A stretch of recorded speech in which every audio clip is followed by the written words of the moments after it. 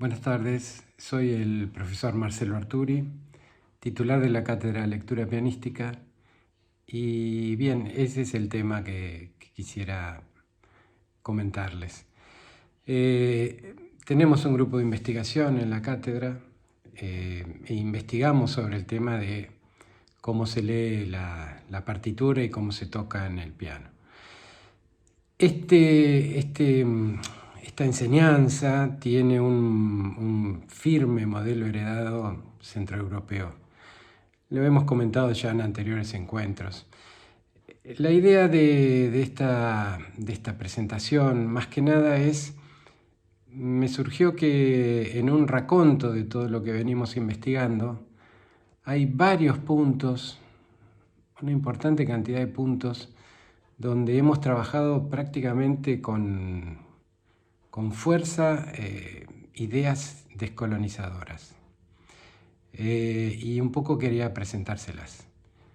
Cuando empezamos, como les decía, la lectura de partituras tenía un modelo europeo muy implantado, que decía que solamente decodificando la partitura uno podía encontrarse con la obra musical. Decodificando la partitura, haciéndole caso a los signos que estaban en la partitura, uno podía hacer funcionar esa obra musical. Esto es una idea fuertemente europea. Y justamente hace unos años atrás empezamos a demoler este modelo, esta estructura de enseñanza, esta idea de qué es una obra, cómo se reproduce la obra, en fin.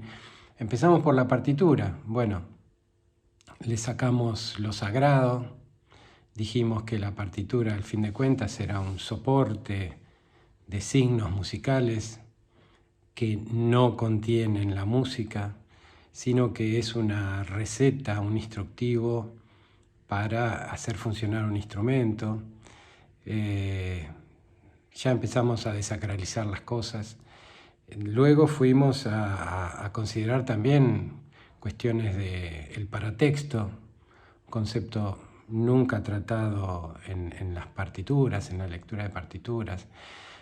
Consideramos también que el procesamiento del código tenía que ser diferente, ya no tenía que ser una cuestión de decodificación.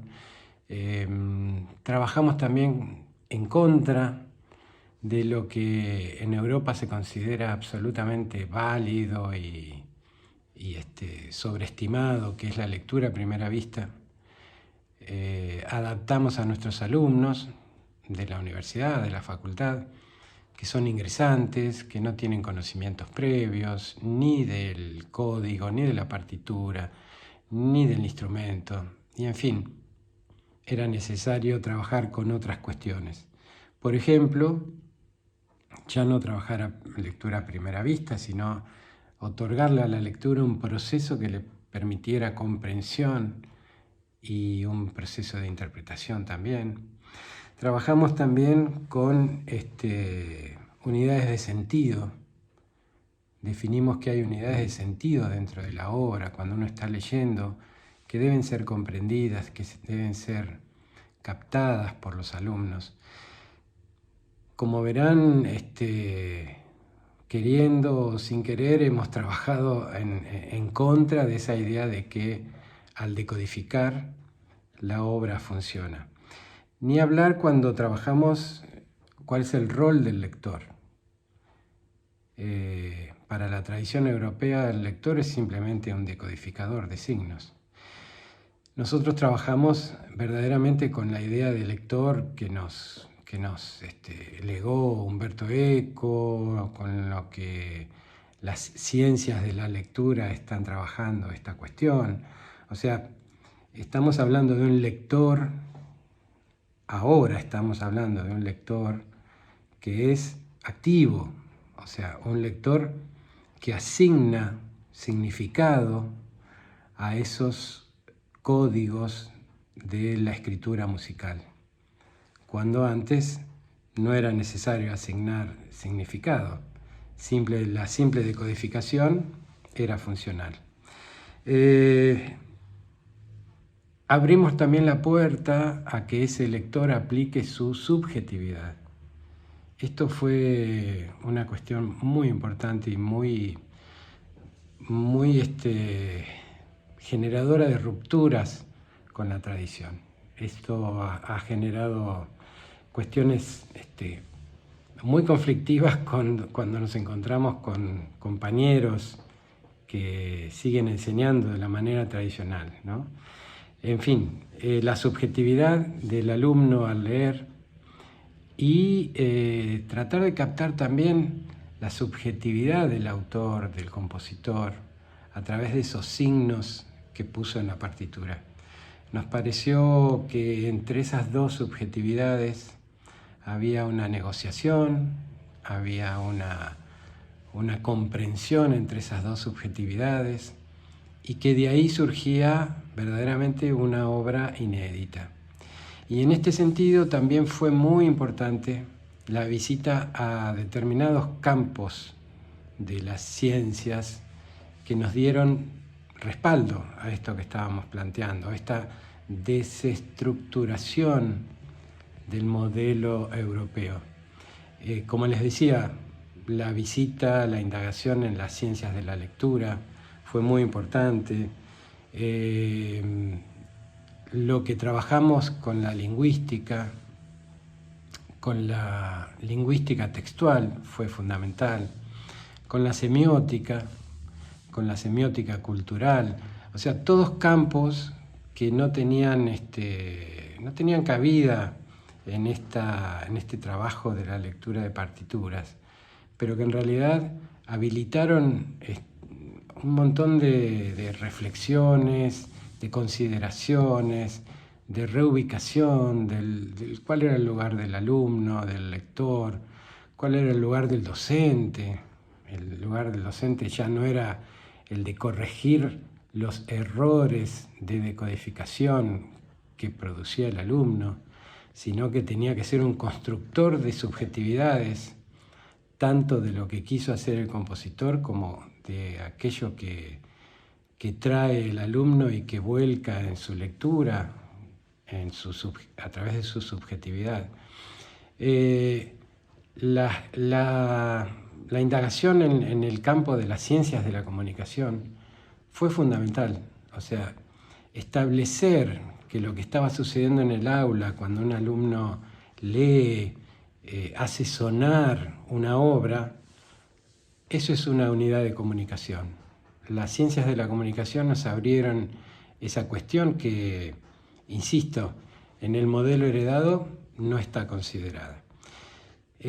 Tuvimos también, estoy mirando acá una lista de cosas que hicimos, tuvimos también una apertura hacia el análisis musical. Un lugar que habitualmente está en el campo de los compositores y que nosotros, estoy hablando del análisis musical, ¿no? Y que nosotros trajimos con fuerza, con profundidad, para ayudar a la lectura de partituras. El análisis musical da herramientas racionales, herramientas donde el alumno puede fundamentarse, herramientas donde el alumno justifica cómo lee y cómo interpreta esa obra. Mucho más allá, disculpen la reiteración, de lo que puede ser la decodificación que nos mandó como mandato eterno Europa. En fin, hay otros puntos que hemos tocado a lo largo de estos años de investigación, pero me llamó la atención a mí también cómo insistentemente hemos trabajado en desarmar esa estructura heredada, pero desarmar con fundamentos, desarmar con marcos teóricos, desarmar con conceptos, nos ha ayudado enormemente a este proceso que al fin de cuentas es el proceso de descolonización de este campo de trabajo. Así que, a manera de raconto, les he presentado esta cuestión. Gracias por su atención.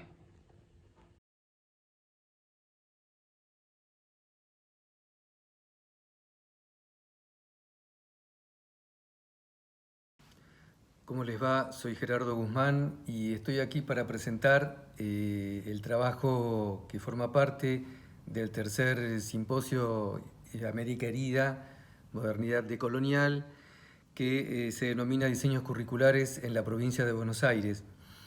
En realidad, bueno, es un título acotado del general o el más largo, extenso, que se denomina en realidad Diseños Curriculares de Música en la provincia de Buenos Aires, y tiene la atención en el análisis justamente de los planes de estudio que desde el año 1999 están implementados en los 19 conservatorios provinciales que tiene la jurisdicción, así como en otras escuelas de arte de toda la provincia de Buenos Aires que tienen carreras de música.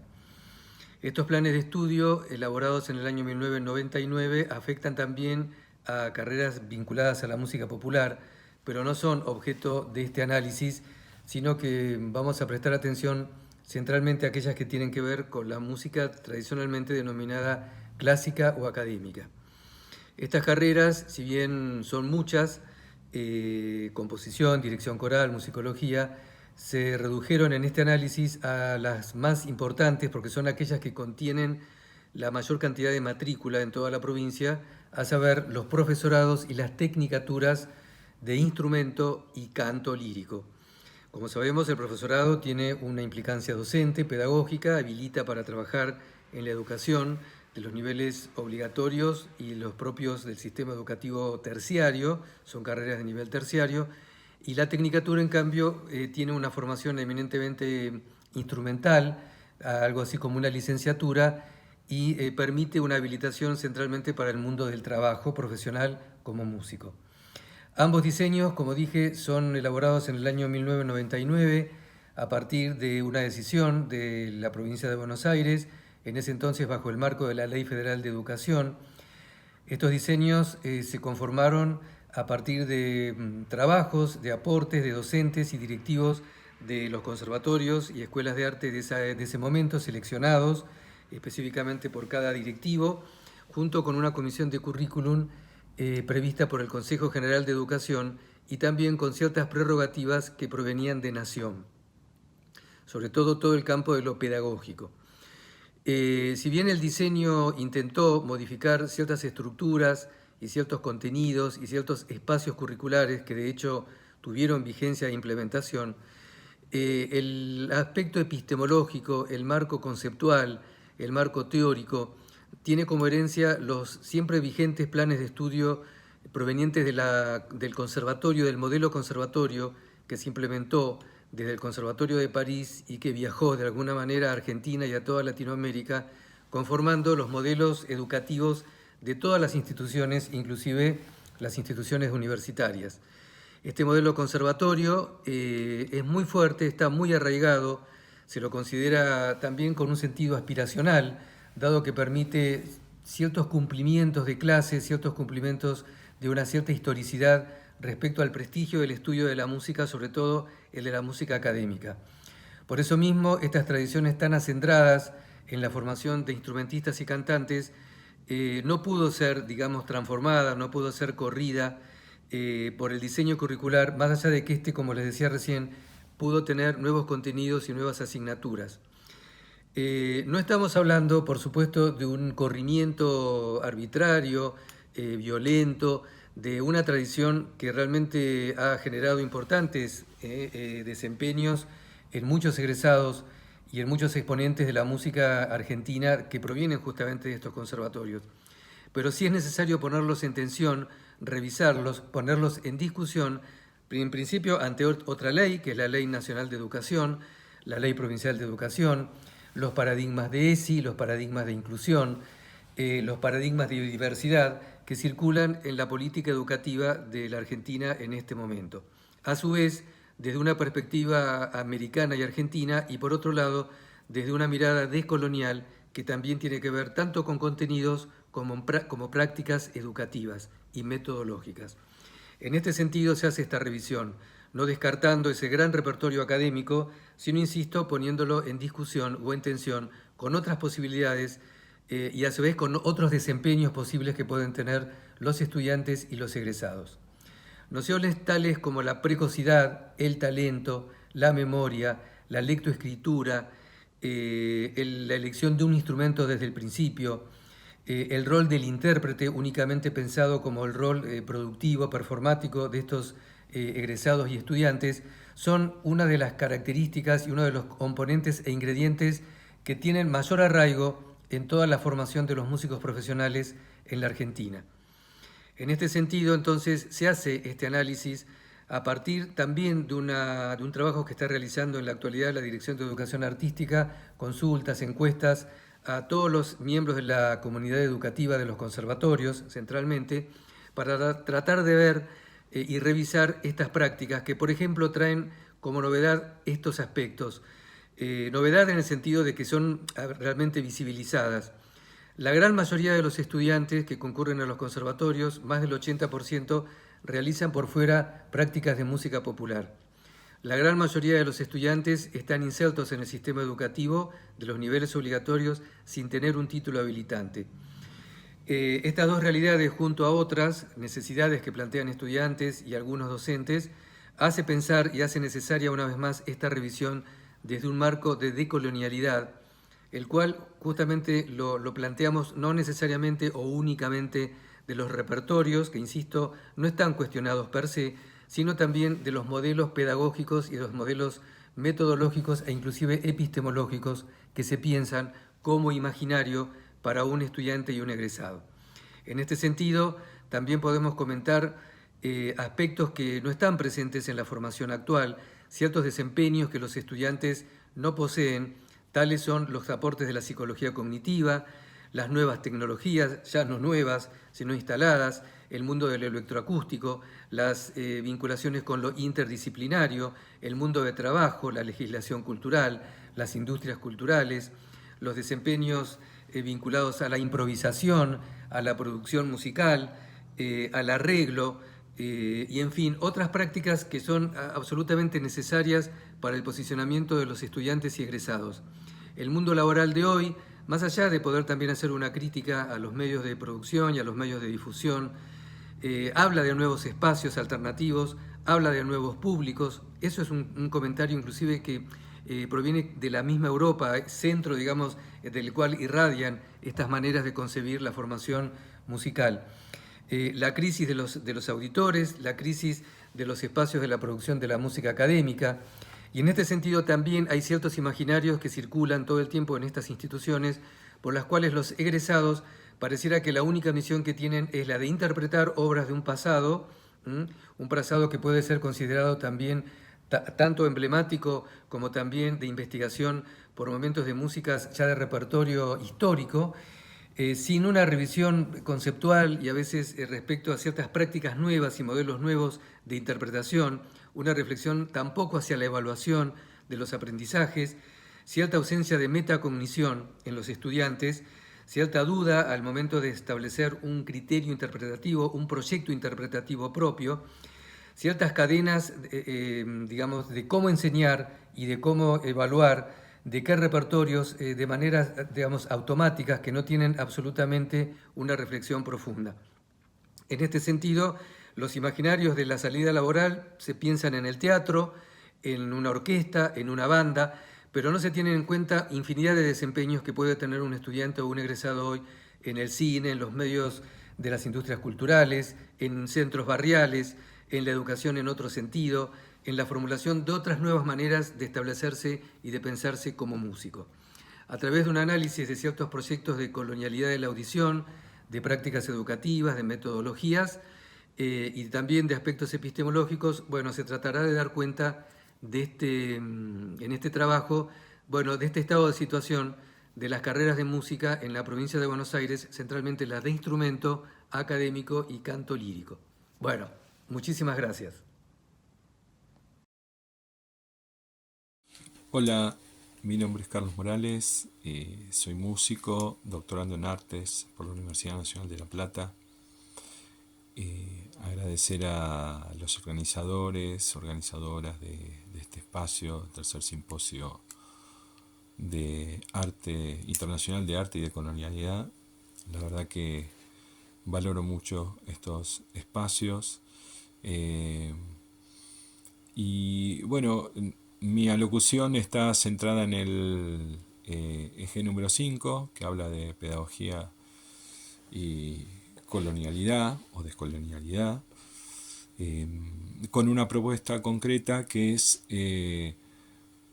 poder tener la materia improvisación en los estudios musicales como materia, no como un recurso, para tener una búsqueda de música identitaria, ¿no? Buscar una música en contexto, en nuestros contextos, ¿no? De un contexto regional. Obviamente que la implementación de esto requiere, en una currícula, requiere una discusión bastante profunda. Uno lo que acerca simplemente acá es una propuesta. Podría desplegar miles de estrategias respecto a eso, pero bueno, no es el caso y no creo que sean las más válidas. Me parece que lo necesario es poder reunirse, como en estos lugares, poder discutir estas cosas. Uno trae de alguna manera títulos o copetes acá para poder compartir, debatir, que la gente se escuche, se relacione. Por eso valoro tanto estos espacios. Y bueno, el año pasado presentamos algo parecido en el abstract y luego en el escrito. Tuve la oportunidad de compartir en el espacio con la gente que está a cargo de Historia de la Música de la Universidad de La Plata, Nacional de La Plata, con el profesor Martín Ackmayer, que la verdad que me parece muy interesante su postura como una pata teórica a esto que yo propongo, en donde él habla en varios videos y habló en la locución que hizo sobre otras historias de la música. A su vez, mi propuesta está dada desde la mirada de Kush, que sería la otra pata teórica, ¿sí? Kush, un filósofo argentino, Gunther Rodolfo Kush, nació en 1922, falleció en 1979. Una persona que tuvo una visión crítica y puso en conflicto algo que ya venía desde su maestro, su referente, que era Astrada, anteriormente, la filosofía, y una filosofía situada, ¿no?, desde América. Quiero ser breve porque uno se podría poner a hablar de Kush y la verdad que es muchísimo. El ámbito filosófico es, aparte de profundo, muy interesante, y la propuesta de Kush yo la quería sintetizar con algunas referencias. Él, desde sus escritos, de alguna manera, tiene una mirada poética. Fue escritor, escribió obras de teatro, hizo radio. Y de alguna manera nos cuenta el sentido trágico de la vida, ¿no? Él fue un hombre, o sea, con bastante autenticidad en lo que decía en sus relatos. Se lo puede escuchar, se pueden leer sus libros, son varios. Muchísima hondura y sobre todo algo muy importante para mí y sobre todo para la academia, que es la humildad intelectual, ¿no? Y poder, desde esa humildad, poder construir una nueva manera artística de hablar de nuestra música. Es decir, el folclore no alcanza, folclore, esa palabra inglesa, no alcanza para hablar de este territorio. Este sería un espacio para las músicas no escritas y situadas, y voy a terminar para poder enviar este video, ya que vivo bastante lejos y cuesta muchísimo el envío por internet. Hoy estamos con una tormenta de nieve importante acá en la cordillera. Él dice algo muy interesante en su libro América Profunda, que dice: el pensamiento como pura intuición implica aquí en Sudamérica una libertad que no estamos dispuestos a asumir. Ese pensar intuitivo, ¿no?, del que él habla, del suelo, esta América Profunda, un libro del año 75, es como que al artista se le niega la posibilidad del pensamiento. y él también estuvo en la propuesta de alguna reforma universitaria más a nivel global, ¿no? Y desde la filosofía. Eh, yo creo que de alguna manera se está hablando mucho de esto.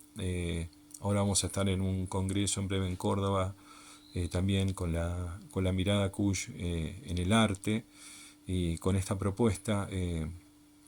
Y la verdad que es un aliento pensar que quizás en un futuro todas estas cosas se puedan implementar. Bueno, dejo estos temas para la discusión.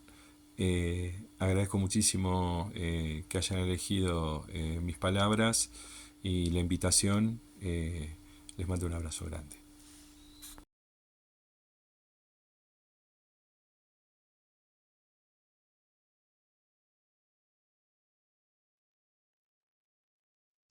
Buenos días, Alin Punchay o Alin Chisi, Tudeikuna, Walmikunawan. Yo soy Amalia Vargas, quechua de la Nación Chicha de Jujuy, pero también soy docente de la Universidad Nacional de las Artes y hoy vamos a presentar brevemente la resistencia docente en el arte, ¿no? El cantar a través de esto, ¿no? Del canto andino como protesta también, ¿no?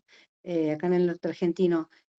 Vamos a ver la siguiente imagen, donde nosotros podemos ver este mapa. En Argentina tenemos 40 pueblos originarios, de la cual hay 16 lenguas, ¿sí? Como, solo voy a nombrar algunas porque tenemos poco tiempo: Huichí, Pilagán, Ibaclé, hay Mapuche, Tehuelche, Ranculche, Ona, Yamana, Secna. Los pueblos siguen existiendo, no han muerto, ¿sí? Muchas veces se dice habían, estaban, vivían, ¿sí? En los museos, y tenemos que dar cuenta hoy que seguimos vivos y los pueblos siguen existiendo. Por eso invito también a recorrer las comunidades. Como verán, en este mapa que podemos ver el Tawa Inti Suyu. Tawa es 4, Inti Sol, Suyu región, las 4 regiones del Sol. ¿Por qué muestro este mapa? Para que veamos que antiguamente, ¿sí? Según el estado andino, mal llamado Imperio Incaico, teníamos 4 regiones: Chincha Suyu, Conti Suyu, Anti Suyu y Colla Suyu. Nosotros somos la región del Colla Suyu, esa parte donde está todo rojo, que viene siendo como desde La Rioja, todo hasta Bolivia, sería el Colla Suyu. Por eso nosotros los jujeños somos Colla, ¿sí? Entonces, por eso es importante que en esta imagen que estamos viendo, Jujuy, a la cual vamos a focalizar hoy día, de donde provengo, tenemos muchos pueblos originarios. Hay 400 comunidades que hoy están luchando, ¿sí? En el norte argentino. Entre ellas es la comunidad Toara, Chicha, Omahuaca, Fiscara, Ocloya, Guaraní, Paipaya, Xuxuy, Churumatas, Toba, Coya, Atacama, ¿sí? Y quechua, ¿sí? Estos son los pueblos originarios que hoy están luchando, que se han conformado una organización que se llama el Tercer Malón de la Paz, ¿sí?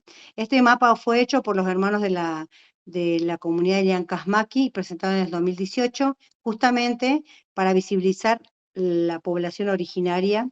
Y por el CONICET está científicamente comprobado que en Jujuy más del 80% tiene sangre originaria, ¿sí? Si podemos ver en la siguiente imagen, ¿qué vamos a ver acá? Bueno, esta imagen habla de Huamampuma de Ayala. Fíjense, hay imágenes donde antiguamente la mujer era la conectora con el canto ancestral, ¿sí?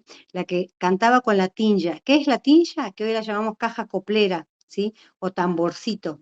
Esta caja coplera, ¿sí? Se utilizaba para la época de lluvia, para las épocas de las ceremonias. Fue recopilada por Guaman Poma de Ayala en el 1615, y donde se cantaban no solo al agua, la tierra, Pachamama, como esta: Pachamama, Santa Tierra, no me comas todavía, mira que soy jovencita, tengo que dejar semillas.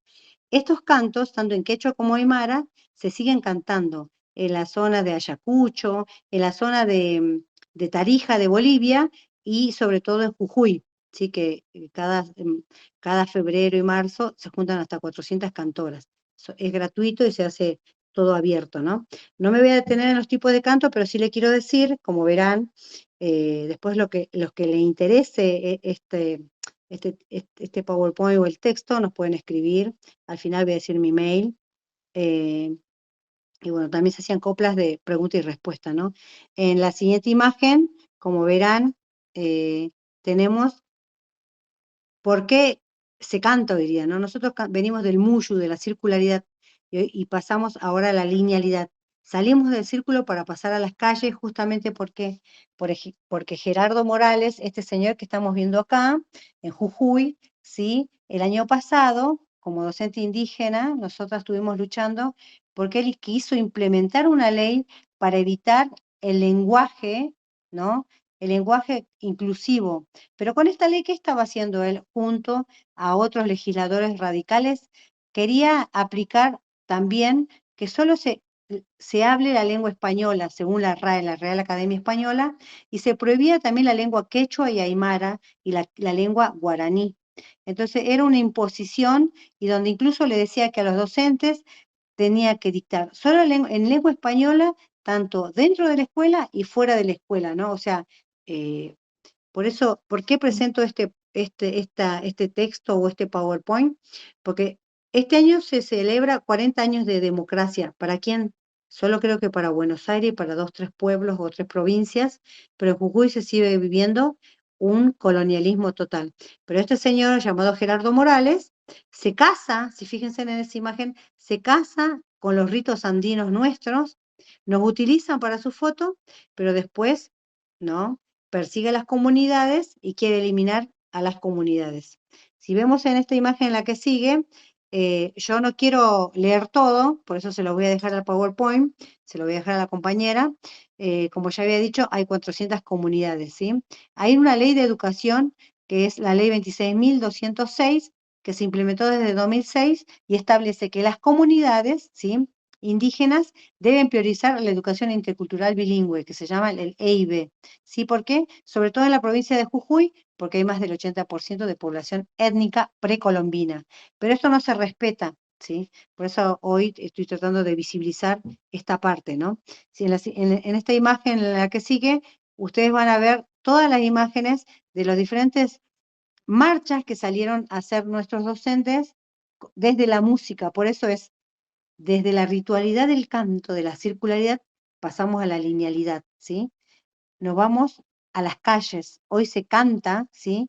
Acá hay un texto donde dice, el sumas taqui es el canto para mí, en sí la expresión de nuestra esencia misma. ¿Qué es sumas? Sumas es hermoso, taqui es canto, el canto hermoso. Después dice, es el son de mi fuego, de mi jaguar, retumba en mi ser. ¿Qué es jaguar? Jaguar es sangre. Dice, son el coraje del fuego y de mi sangre y retumba en mi ser.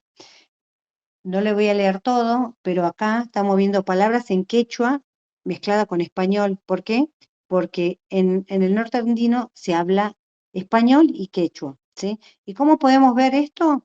En la siguiente imagen veremos, la circularidad del canto ancestral, como verán, que este canto se llama Copla, Vidala, Baguala, se canta en Tucumán, Santiago del Estero, Catamarca, Jujuy, La Rioja, Salta, y tenemos varias formas, ¿no? Vidala, Baguala, como dijimos, y también tenemos esta danza circular que se llama el Pimpín, que es una danza guaraní que se baila en el tiempo del Arete Guazú, que significa el día grande.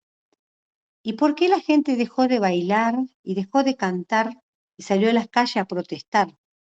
Porque justamente estamos en el tiempo de la descolonización, estamos en el tiempo del despertar de la conciencia. Y este tiempo, como verán en la imagen siguiente, es el tiempo donde los hermanos empezaron a cantar y reclamar. Y esto es la esencia de la espiritualidad andina, que no cantan y no gritan y no insultan, sino hacen este canto donde dice, ¿dónde estás, Moral? Este canto es se las voy a cantar, dice, ¿dónde estás, Moralito? ¿Dónde estás, Gerardito? En la calle de Jujuy, hoy está, dice, en la calle ahora están los docentes de Jujuy. Este es así todo con este ritmo, ¿no? Así todo contento, ¿no? Después hay un canto que dice, el canto original de nuestra cultura andina es así, hoy estoy aquí, mañana me voy, Pasado mañana, no sé dónde estaré, ¿sí? Hable de la vida y de la muerte, hay que disfrutar aquí y ahora. Pero ¿cómo hicieron hoy el canto? Es así. Hoy estoy aquí, mañana también, pasado mañana, héroe vamos a ser. ¿Sí? Esto muestra también del canto que hacen los docentes, ¿no? Después hay otro canto que dice así, el canto original es así. De arriba vengo, soy de la puna, carita y lunas, flor de Amancay. Es así. Y acá lo cambiaron, dice. De arriba vengo, soy un docente, vengo a la lucha por dignidad. En mi mochila traigo esperanzas, sueños y metas de progresar. Como ven en la imagen, ¿sí? Tengo poco tiempo. En esa imagen van a ver una mujer que está haciendo una ceremonia que le hicimos ahora el 1 de agosto en Buenos Aires. Hay 180 personas viviendo frente a tribunales de Buenos Aires pidiendo que se escuche y se está reclamando por la ley. ¿Por qué? Porque se están cayendo las lanas de las ovejas y de las llamas, de las vicuñas, se está contaminando todo Jujuy por quitarle el litio a las comunidades, se está vendiendo los territorios con las comunidades adentro. Entonces, este es el tercer Malón de la Paz, el primero fue en 1946, el segundo fue en 2006 y este es ahora, en el 2023. Miren, desde el 1946 hasta ahora todavía no le dan el derecho a la propiedad, que es la ley 26.160. Entonces, este es el tiempo del descolonizar también, ¿no? Eh, y es el tiempo también de entender que necesitamos una educación intercultural. Para terminar con esta última diapositiva, fíjense, tenemos palabras en quechua y en diferentes lenguas que usamos todos los días, como en aymara, Andes, que viene de Antis, que es el lugar del oriente, apañar, que viene de llevar, traer, eso cuando dice estás apañando a tu hermano, como que estás ahí tapándole, desde los mapuches, laucha, poncho, pucho, pucho que significa colilla, o pedacitos que lo utilizamos, ¿no? Que viene de puchulín. Después tenemos gualicho, que viene de la energía negativa que está, ¿dónde? En una bala, en una flecha, es una energía negativa, de ahí viene gualicho. Y después tenemos palabras quechua como cancha, que es lugar, espacio grande, cóndor, viene del cóntur, que es la voz del cóndor, carpa, que viene como del toldo, chacra o chajra, que es el lugar donde están los maíces, mati, que viene del mate, pampa, que es lugar llano, y morocho, que viene de muruchu, de la lengua quechua que dice morocho, de piel morena, ¿sí? Y tenemos otra palabra en náhuatl que es tomatl o tomate, que es ombligo, ¿sí? Con jugo, con agua, o chocolatl, ¿no? Eso para que veamos que todos los días usamos palabras, y todas las palabras que les dije ahora son de acá, de Argentina, de los pueblos indígenas, pero muchas veces no sabemos, pero eso da cuenta como Michi. ¿Qué significa Michi? Cuando decimos Mish, Mish, Mish, Mish, estamos diciendo gato, gato, gato en quechua, ¿no? Entonces, para terminar, quiero decir, ¿sí? Eh, que este es el tiempo, ¿no? De una época donde solo nos queda analizar y repensar las metodologías y volver a retroalimentarnos, como dice Bonaventura dos Santos, ¿sí? Hay que desaprender para volver a aprender. Hoy en Argentina, en algunas provincias, a los gobernantes no les interesa mucho el pueblo, ¿no? Solo le interesa extraer el conocimiento, la expropiación, el patentamiento y la mercantilización. Tendríamos que hacer un análisis de esta realidad educativa en las provincias de Jujuy y en toda la nación argentina y ver cuál es la necesidad, ¿no? Que tienen los pueblos, las comunidades, y para también poder volver a avanzar hacia un cambio, ¿no?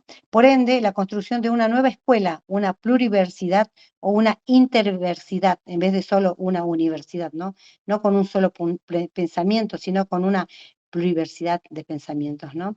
Entonces, sino que una universidad que responda a un cambio, a salirnos del occidentocentrismo, con la idea de transformar las condiciones de vida de los pueblos y de los ciudadanos de Argentina que lo necesitan, ¿no?